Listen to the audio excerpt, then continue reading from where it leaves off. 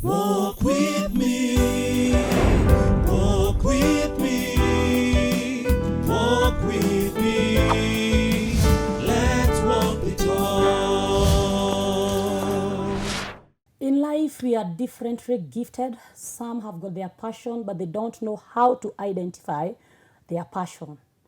And that's why sometimes we become jack of all trades, but master of none. In our show today, we are walking a journey to understand and monetizing our passion.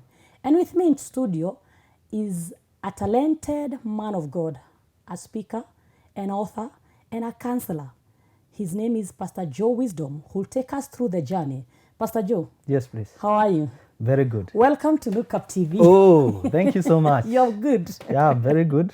Welcome so much. I'm grateful. Good to see you. Me too. Wow. This is another day that we are here to walk the journey with our viewers, because I've come to realize so many of us, we are gifted, but we don't understand whether we are gifted or not. Yes. And our show today, as I have introduced, is monetizing your passion. Yes. But before we come to our show, who is Pastor Joe? Wow. Joe Wisdom is a minister of the gospel through Transformation Center, Roiro. And apart from that, he's an author. I've authored 3 books. And he is a father and a husband for that matter. And he is also a corporate trainer and a business mentor. Okay. That is Joe Wisdom All in a those nutshell. are under umbrella Joe Wisdom. Yes. Now, let's come to our topic, monetizing your passion. Yes. What is to monetize the passion? Now, we begin by looking at the word monetize. Exactly. Monetize is basically how you can make money using your passion. How you can use your passion to make money. Now, what is passion? A passion is a great desire. A great desire that is enough, that is in the inside of you. Some of those desires are desires that can push you to do great things. And these desires are pegged on our talents and giftings, our divine abilities. So when we identify our passions, we are able now to monetize them, to make money out of them. And we have seen many people do that. Talk of identifying the passion. How can I be in a position now to identify that I'm passionate about something? Now, there are many ways of identifying your passion. Actually, allow me to take you through 3 levels of your passion. It's okay. 3 levels of your passion. Level number 1 is called recognition level. Recognition level is when you begin now to look deep within yourself, do self-assessment. I call it you do self-auditing. You audit your system, you audit yourself, your life. You look at the things that you easily do without struggle. Things that you can actually do without a pay. Things that you can volunteer doing. Because whether you do it or not, you have nothing to lose. You are the stock yourself. That's what we talk about passion. So recognition level, we say that whatever remain unrecognized, remain uncelebrated. If you don't recognize some of the things that you have, you will never know when you lose them. So when you identify, you look deep within yourself. You look at what people say about you. You look at the things that you normally do with a lot of ease. Some of us are from churches. We can identify people who are able even to serve in the media department with a lot of ease. And maybe that somebody is shooting a video or taking photos using the phone. And you can identify that this person is photogenic. There is something about them with photos. Maybe if that somebody is taken through the process, they can be very good cameramen. They can even do it now professional level. So you begin by identifying, looking deep. There are other people who just love sharing with the people, talking to people. They are hospitable. These are the people who are now good in counseling. So these are normally things that you ordinarily do. Things that you can voluntarily do without a pay or even, asking for any consideration. Yeah. After we audit, the next part is what? Now, number 2, after recognition, there's what we call now refining level. Refining level. When you recognize what you have, you must allow yourself to go through what we call the refining level. Refining level now is when you are purged. It's when you are now refined, when you go through the system of being the best of the best in the market. This, when you are being refined, you'll not get anything. You'll not even get a pay. When when you're going through the refining level, you are allowed to make mistakes at this level. Maybe you can volunteer somewhere and you'll be allowed to make mistakes. That is why we have even people going for internships in organizations. At that point, you are not liable on what you do. So when you volunteer, maybe like a camera person, when you volunteer like a media person, when you volunteer even as a singer, as a music minister, you are able to grow in that area. You offer yourself for mentorship. You offer yourself to a mentor who will now watch and help you grow in that area.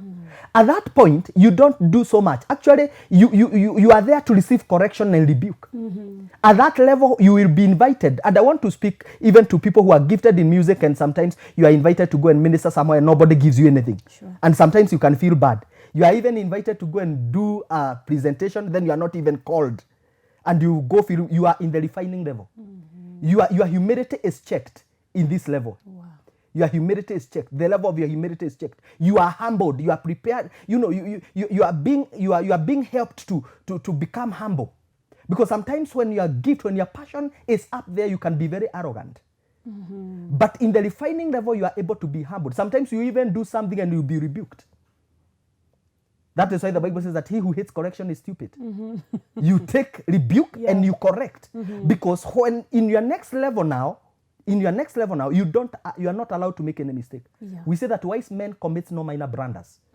When you get in the place of the high and the mighty, you are not in the place of kings. Is not a place that you can afford to do a mistake.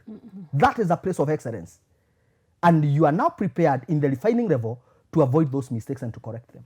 After identifying, Yes. you come to the refining. Refining. Yes. Now the third one. The third one. We talk about the rewarding level. The rewarding Actually, there are triple R's. Refining. Recognition, Recognition. refining, and rewarding. Rewarding, yeah. Now, at this point now, when it comes to rewarding, now you can even now get a call and you'll be asked how much are you charging. I remember personally when I was beginning the trainings and all this, I would be invited in places. I could go and speak like a dying prophet. I could speak my heart. At the end of the day, all that I was told is that you are going for a man of God. You are going for God bless you. So there's something inside of you, you know. And at that point, you admit that you're in the refining level. Yeah. But a time came now that I can be engaged and asked, how much are you charging? Comfortably. Yes. And I do my invoice. So it's only a matter of being patient with yourself and also making sure that you are the best of the best in a certain area, in the area of passion. You can identify your area of passion through feedback you get from people, through self-assessment, and also through some of the skills that you have received over the time. Many times you'll be employed in some places, and God will never waste an experience. Sometimes we are employed in places because God knew that we needed those experiences. Some of us are, you find yourself doing some things that you never knew you could ever do. But why are you there? Maybe there's a skill that you want to receive. I have seen many people who are making a life today, who are living their life, very comfortable life, because they were able to sit down and be mentored. Remember, they say that if you are too big to be taught, then you are too small to teach. If you cannot be taught, if you cannot be led, then you cannot lead. That's true. So you must allow yourself to sit down at the mentorship, at the people who have gone ahead of you. People who will, this is what people say. And when you are in the refining level, most people will say that huyu mtu ananitumia. When you hear somebody is using you, just know that it's because it's a refining level. Actually, yeah, it is because you have something to offer. You cannot be used if you have nothing to offer. When you are being used, it's because you have something to offer. Sure. So do it generously. It's a matter of time. Sometimes in the refining level, all that you get is publicity. You'll be known. But there's nothing that is coming to your pocket. Exactly. But with the time now, the rewarding level, you can now begin invoicing. You can now begin telling people what you have. When we talk of mentorship, and I combine it with the feedback, sometimes people may not love so much to get feedback, and especially the negative feedback. Yes. And I join this with now how I can identify my passion. Does it mean that people will help me identify what is in me through feedback and maybe through mentorship? Yes. Actually, one of the things that I advocate is that you should have mentors. Okay. Your mentor is someone who can see what you cannot see. Your mentor is someone who is able to look at your life and identify some of the areas of your interest that you may not be aware. That he is able to give you very plain feedback. A mentor is someone who does not fear you. A mentor is someone who will tell you as the truth as it is. Your friends will tell you some of the good things that you want to hear. But a mentor is someone who will slap you. Actually, a mentor slaps you out of mediocrity. A mentor will rebuke you. They will tell you, now what are you doing? You can do better than this. You know. So having a mentor helps you. And you can have many mentors who mentors you, who are mentoring you in the areas of your passion. Now, one of the things that we want to say about your passion is that your passion is what is your USP. Your passion is your unique selling point. Your passion is what opens doors for you. You realize that sometimes we have people who have gone ahead of us just because of their passion. Actually, it has been recorded through research that passion is the highest paying. Can you imagine a young man, maybe 20, 23 years, can get into the soccer field, do his thing for 90 minutes, and in 1 week he can earn more than a politician or maybe a president can earn for the next 5 years? Passion. Passion is that powerful. Passion is what makes you, the good thing about passion is that when you acknowledge it, you enjoy doing it. Actually, when you acknowledge your passion, you don't need to work a single day. Why? You are just doing something that you enjoy. But many people will sit down and it's like, wow, it's a Monday, and you don't feel like going to work. When you're in your passion, you enjoy everything that you do. You don't get tired in your passion. You cannot retire in your passion. You cannot be sacked in your passion. In your passion, you are unsackable. Unsackable. That is awesome. And could be there are people that are operating in an area where they are not utilizing their passion. Like, for example, you're employed as a teacher, but you are meant to be a doctor. Yes. Now, it seems that these people are not in a position to identify exactly where is their calling, as I can add the calling now. The issue here, our career favored, is not about identifying. Most of these things we know them, but we keep suppressing them. Okay. And there's nothing as dangerous as when you keep suppressing a voice that is so audible in your life. Because when you silence it, you sabotage your destiny. Goodness. You sabotage your destiny. It's like cutting, it's like, you have something but you don't acknowledge it. It will not even help you. God has made it very easy for you to earn a life and even to enjoy life. But you have complicated your life because you want to do things that you are not even passionate about. Your passion helps you enjoy what you do. Actually, your passion is like fuel in what you do. It fuels, it motivates you, it gives you motivation. So people who are in the wrong places is because of the system of employment today and the system of education. You find that most of the people are victims of circumstances. You went to high school and you got this grade, and because of that, you just find that you can only do a particular course away from your passion, just because you did not maybe get the necessary grades.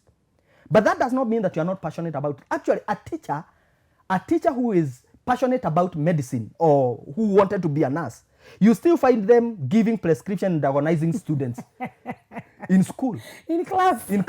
Actually, you can't, and they don't go wrong because their passion was to be a doctor. So even their mechanism, their inner mechanism is so connected with the issues of nursing or medicine that they flow in it so easily that you even find that what they tell you, and they have never gone to class, is what the doctor will tell you. All that you need in your passion is to educate it a little bit. When you educate your passion, and you'll be looking at that maybe later, when you just go through the process of educating it now, you become very skillful in that area.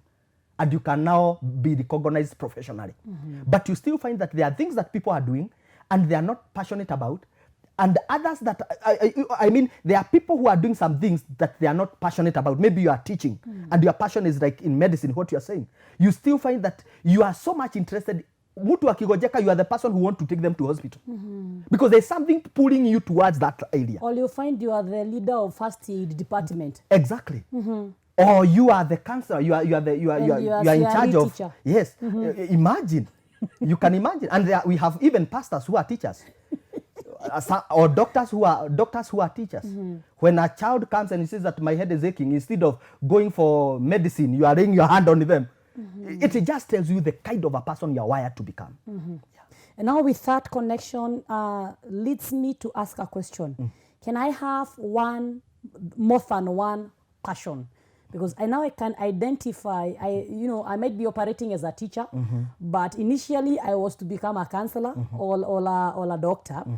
And as we come back, now we will come back to, can I have one or rather one or more passions, or rather the gift. But in the meantime, in this area of confusion, what can you advise whoever is confused in this area? You are working, but you're in the wrong passion. You are chasing the wrong passion. Yeah. I think that my advice to that person would be begin preparing. And we say that when opportunity meets a prepared mind, greatness is born. Once more. When opportunity meets a prepared mind, greatness is born. An opportunity will come for you to get into your area of passion. But if you are not ready, you'll keep saying, I wish it came last year. I wish it happened next year. But when you are ready for you to access your passion, you even get connected to the right people. Your passion has a way of connecting you with the right people. Your passion has a way of leading you in particular places where it will be nurtured. Remember, in the inside of us, there is something that is attracted to that which celebrates it. Even your life, you find that you almost feel secure when you are around people who celebrate you, rather than people who tolerate you. We avoid people who tolerate us, but we are very happy and very okay with the people who celebrate us. So your passion will locate people who will encourage it and who will help it grow. It is true, no one likes to be with people that tolerate them. We'll all love to be with people who celebrate us. We shall be right back. Walk with me.